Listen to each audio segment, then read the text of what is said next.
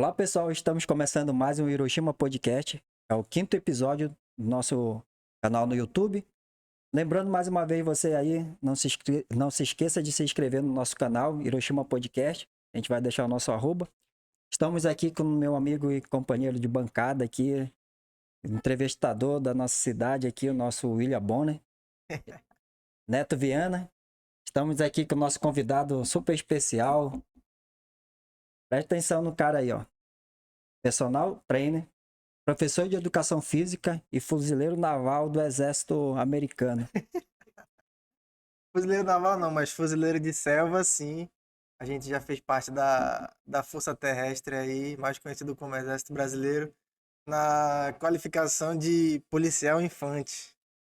Pessoal, eu fiz essa brincadeira aqui com ele porque eu queria que ele se apresentasse da forma correta, que ele para quem gostaria de servir como eu, que não passei lá, que eu fui dispensado, né? Excesso de contingente. Neto, você que quer fazer um salve aí pro nosso amigo e Olá pessoal, deixando aí o aviso, né, para se inscrever no canal, no Instagram, YouTube e tudo mais. E aqui com o Moisés hoje, né, nosso personal trainer, eu vou chamar hoje em dia, né, é, mudou tudo, né.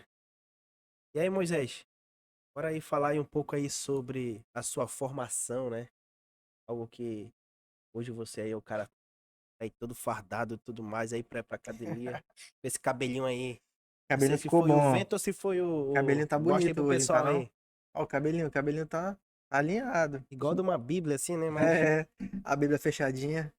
então aí Dá um, dá um e alô pro pessoal gente que assistindo aprontou a muito gente aí, toca no aí, tempo toca da aí. escola aí, tem muita Ah, raiva. pô, das histórias de escola aí vai vir muita coisa. Uns 2 quilômetros aí, né? Então Fala pro aí, pessoal aqui que a gente estudou junto a infância toda, eu e o Neto, e conheço o Adilson também. Ele é um pouco mais velho, mas conheci ele provavelmente da adolescência dele. E eu queria colocar aqui um parêntese aqui. Eu fico muito feliz em ver o objetivo de vocês em trazer uma coisa nova pro nosso município, pro nosso dia a dia, né? Algumas pessoas ainda aqui na nossa cidade, eles não estão tão habituados com essa parte mais digital e essas colocações que vocês vêm trazendo desde o primeiro, primeiro episódio do podcast é muito interessante, trazendo conteúdo, trazendo informação e incentivando a quem nos assiste aí que é possível você conseguir alcançar o seu objetivo e, se for sua vontade, retornar para a nossa cidade, né? Porque muitas das vezes tem pessoas que saem daqui em busca de algum sonho e, por conta de oportunidades, acabam e tem que deixar a cidade mesmo e fica sempre aquele sentimento de saudade, de querer retornar. Eu estava assistindo o primeiro episódio, me lembrei do que você falou, Neto, a respeito daquela questão da saudade, né, do convívio. Nós que fomos criados aqui na cidade.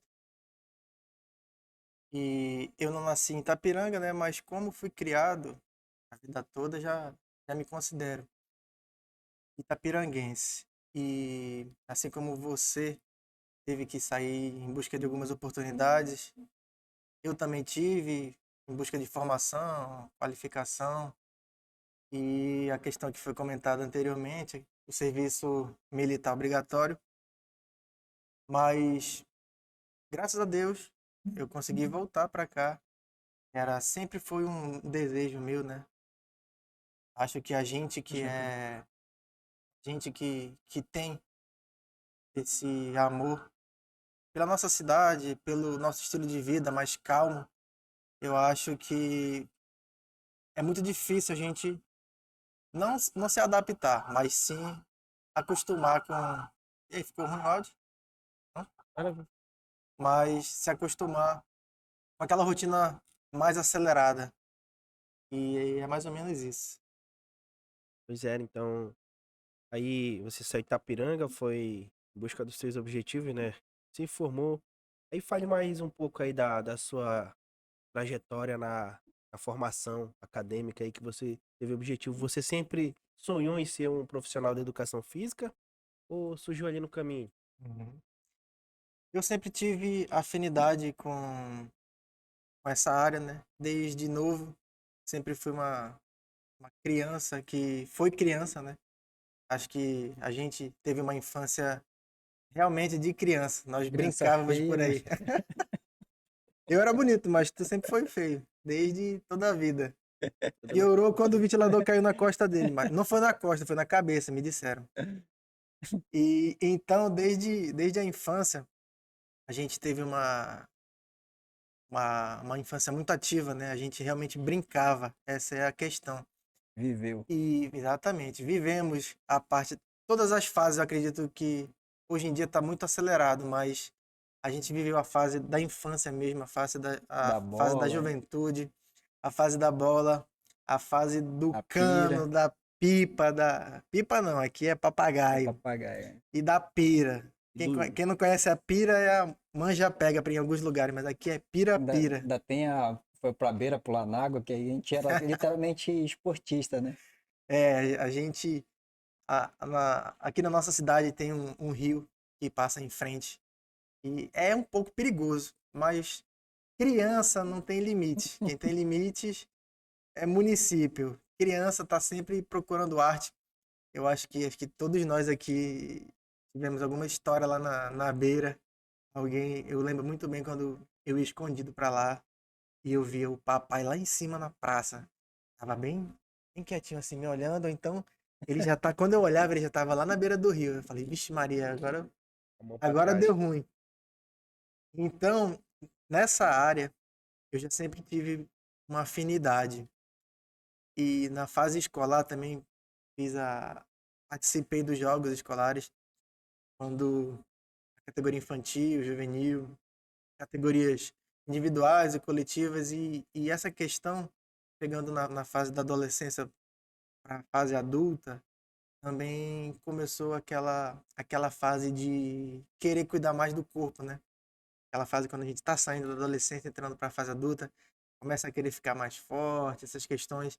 Aí eu já saí um pouco mais dessa área de esportes em específico e fui mais para a área da musculação. E todo esse, todo esse convívio nessa área, ela despertou em mim esse interesse, né? Pela área da educação física.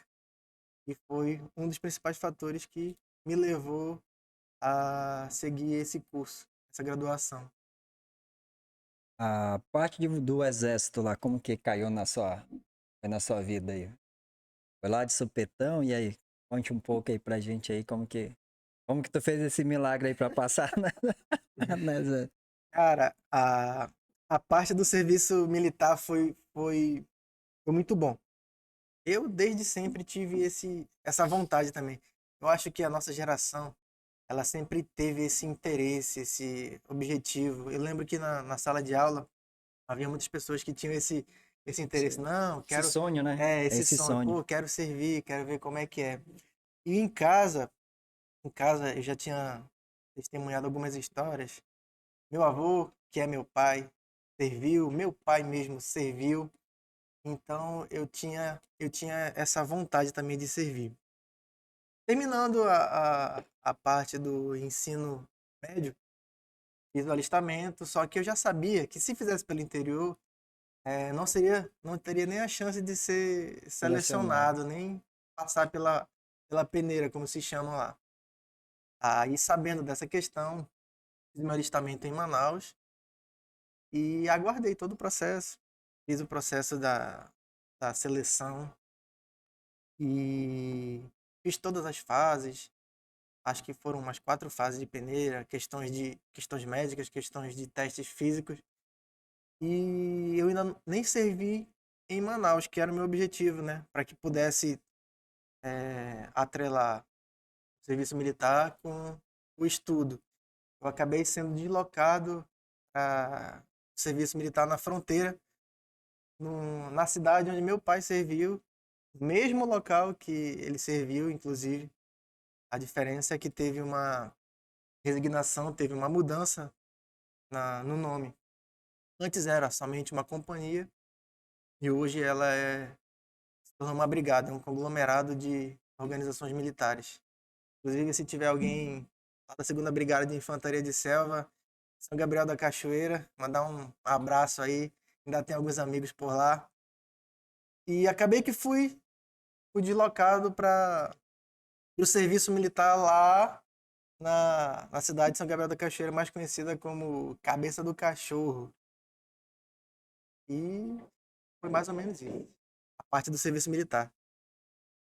Certo. Moisés, sabemos que hoje a gente já tem um avanço na nossa cidade, né, de academias. Assim, a Baruzão Academia hoje completa os equipamentos e tudo mais. Mas aí lá, em 2010, né, que você já praticava. Qual ali foi a sua academia de quintal aí? Cita aí pra gente aí, que naquele tempo era assim, né? Academia de quintal. É verdade. Aqui, como teve no episódio anterior, foi comentado que aqui na nossa cidade já tiveram algumas academias que não deram certo. Acredito que por falta de estrutura, de qualificação, na verdade, dos antigos proprietários, ou mesmo pela falta É aluno, a né? falta do interesse do aluno, exatamente, do público. Porque até um tempinho atrás, mais ou menos uns 10 anos, essa questão da musculação, do espaço da academia, ela era muito voltada basicamente para o público masculino. Aquela faixa etária ali de 16 até mais ou menos uns 30 anos. E essa atividade ela foi ganhando espaço tanto na sociedade como aqui na nossa cidade. O Adilson havia comentado num episódio anterior que hoje em dia o público já está muito mais misto. Tem, tem homens, tem mulheres, tem adolescentes, tem crianças, tem idosos, tem gestantes. Essa questão é muito interessante, trazendo a nossa nova realidade e agora nós possuímos uma academia estruturada de verdade no nosso município, a Baruzão Academia Fitness. Queria deixar um abraço aí lá os nossos amigos lá, proprietários. A gente já fez parte da academia logo no No quadro de início, funcionário, né? fizemos parte, já atuei lá como coordenador e professor. Hoje a gente está no novo projeto, mas estamos sempre lá buscando se ajudar para que a gente possa sempre estar melhorando esse serviço, porque hoje em dia essa área de academia ela saiu muito mais da parte estética, que antigamente era o único objetivo, acredito, parte estética, e hoje também tem a parte estética, é claro, tem a parte de qualidade de vida, aquelas pessoas que sofrem de alguma patologia. Por exemplo, uma pessoa que sofre de hipertensão, ela é aconselhável que ela pratique alguma atividade física, seja musculação, seja a parte mais anaeróbia, assim também como idosos, né? Hoje, nossa cidade também possui um centro voltado para os idosos. Isso é uma questão muito, muito boa. Antigamente, os nossos idosos eles tinham que fazer as atividades dele, basicamente eram caminhadas, né? Caminhadas na nossa estrada ali. É um pouco arriscado, né? Idoso já perde um pouco daquele equilíbrio, daquela noção, já vai perdendo o tônus muscular, aquela força. Então, tendo uma academia, tendo um espaço voltado para o idoso, a gente está promovendo para essas pessoas uma qualidade melhor de vida, né?